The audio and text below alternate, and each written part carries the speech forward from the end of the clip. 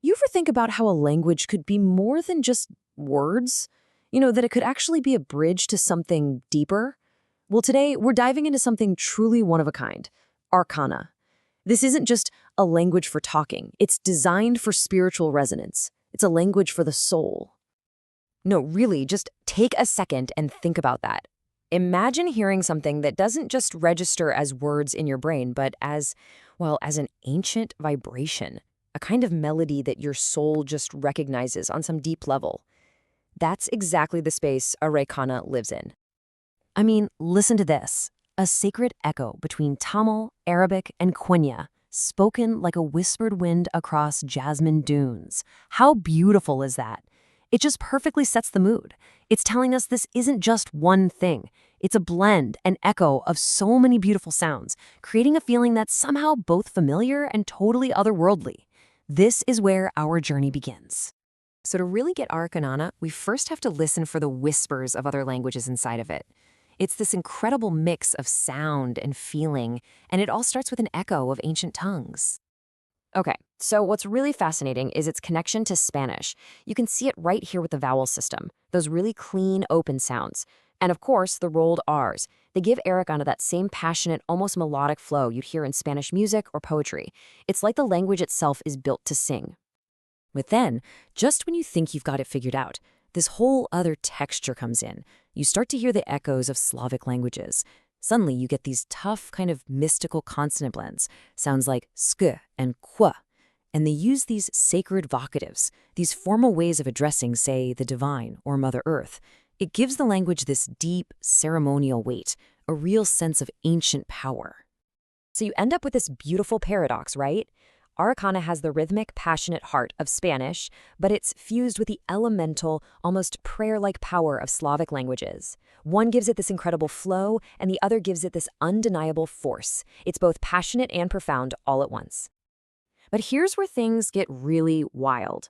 Arreqqana is so much more than just a beautiful-sounding language. It's a whole worldview, a spiritual system. And it starts with a totally unique kind of astrology, an astrology without any planets. Seriously, just pause on that for a second. What if astrology had absolutely nothing to do with celestial bodies?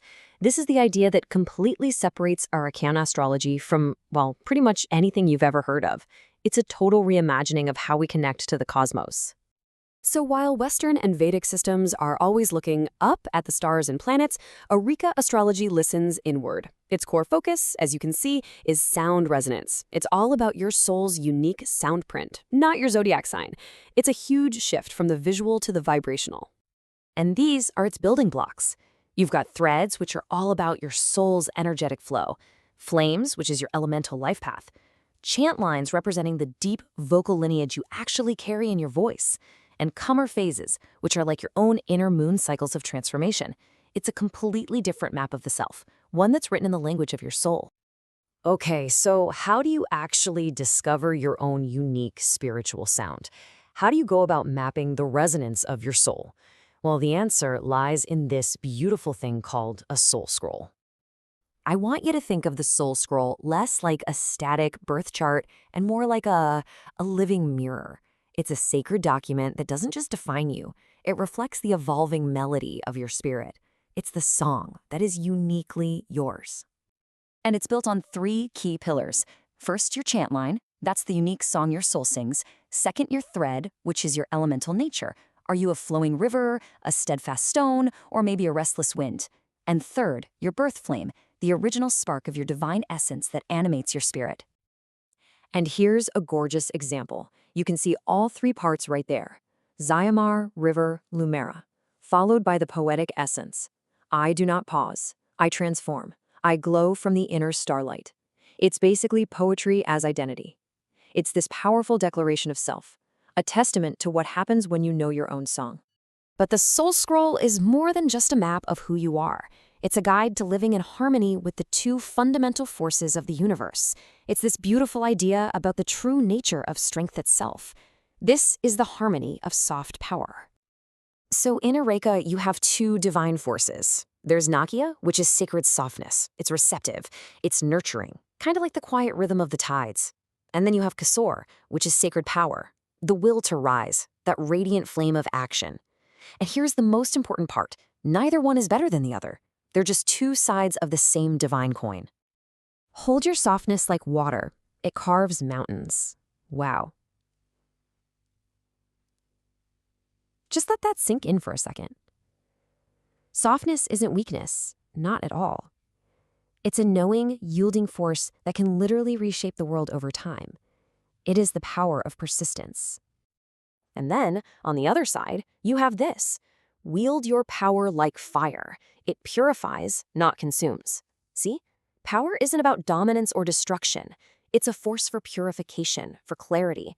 The whole point is not to choose one or the other, but to learn how to harmonize both within yourself, to become this living embodiment of their sacred dance.